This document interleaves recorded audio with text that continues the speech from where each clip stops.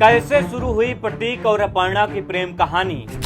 ये लखनऊ की उन गलियों से शुरू होती है जहां हवाओं में सियासत की गूंज थी, लेकिन दो मासूम दिलों में मोहब्बत की आहट। यह दास्तां है प्रतीक और अपर्णा की, एक ऐसी प्रेम कहानी जिसका आगाज किसी मधुर संगीत जैसा था, लेकिन अंजाम किसी रूह कपा देने वाली कहानी जैसा। साल 2001 की एक मखमली शाम लखनऊ में एक दोस्त के जन्मदिन की पार्टी चल रही थी। शोर शराबे के बीच दो निगाहें एक दूसरे से टकराई। अपर्णा, जो उस वक्त एक साधारण और मेधावी छात्रा थी, उन्हें अंदाजा भी नहीं था कि सामने खड़ा मुस्कुराता हुआ लड़का सूबे के सबसे ताकतवर शख्स मुलायम सिंह यादव का बेटा है। प्रतीक, जो अपनी सादगी और फिटनेस के लिए जाने जाते थे, पहली ही मुलाकात में अपर्णा को दिल दे बैठे। उस दौर में मोबाइल फोन आज की तरह हाथों में नहीं हुआ करते थे। पार्टी खत्म हुई तो प्रतीक ने झिझकते हुए अपर्णा से उनकी ईमेल आईडी मांगी। अपर्णा ने बिना किसी झिझक के आईडी दे दी, यह सोचकर कि शायद कोई औपचारिक बात होगी। लेकिन कुछ दिनों बाद जब अपर्णा ने अपना इनबॉक्स खोला तो उनकी आंखें फटी की फटी रह गई। इनबॉक्स भरा हुआ था, एक के बाद एक दर्जनों ईमेल। प्रतीक ने उन मेल्स में अपनी पूरी रूह डाल दी थी।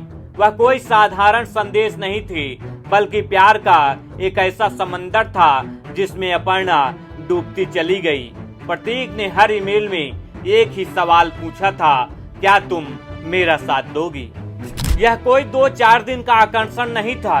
दोनों ने एक दूसरे को 11 सालों तक डेट किया। लखनऊ की सड़कों पर, कॉफी शॉप्स में और स्कूल के उन कॉमन फंक्शंस में उनकी मोहब्बत परवान चढ़ती रही। दुनिया के लिए प्रतीक एक पावरफुल बेटे थे, लेकिन अपर्णा के लिए वह सिर्फ एक प्रेमी थे जो उनके सपनों की कद्र करते थे।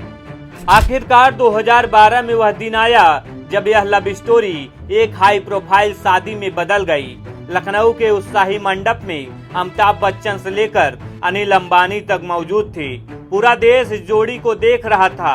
लगा जैसे किसी फिल्म का हैप्पी एंडिंग हो गया है। घर में नन्ही बेटी प्रथमा की किलकारियां गूंजी और खुशियों का यह महल मुकम्मल होने लगा। कहते हैं समंदर जितना शांत दिखता है, उसके अंदर उतना ही बड़ा तूफान पल रहा होता है। प्रतीक हमेशा राजनीति से दूर रहे। उन्हें अपनी जिम, अपनी लैम्बोर्गिनी और अपने बिजनेस से प्यार था, लेकिन अपर्णा के अंदर सियासत का जुनून था। जैसे ही अपर्णा ने भारतीय जनता पार्टी का दामन थामा, यादव परिवार की दीवारें दरकने लगी। यहीं से कहानी में एक काला मोड़ आया। वह प्रतीक, जो कभी अपर्णा के लिए ईमेल की लाइनें लगा देता था, अब सोशल मीडिया पर कड़वे पोस्ट लिखने लगा।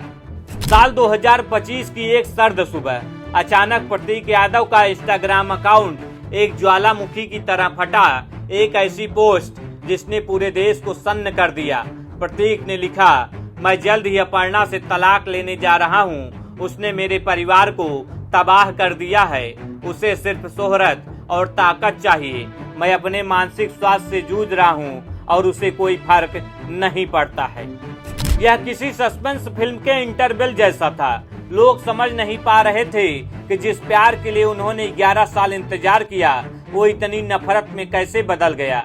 अपर्णा की खामोशी इस रहस्य को और गहरा बना रही थी। क्या यह वाकई सत्ता की जंग थी, या दो दिलों के बीच कोई तीसरा राज दफन था?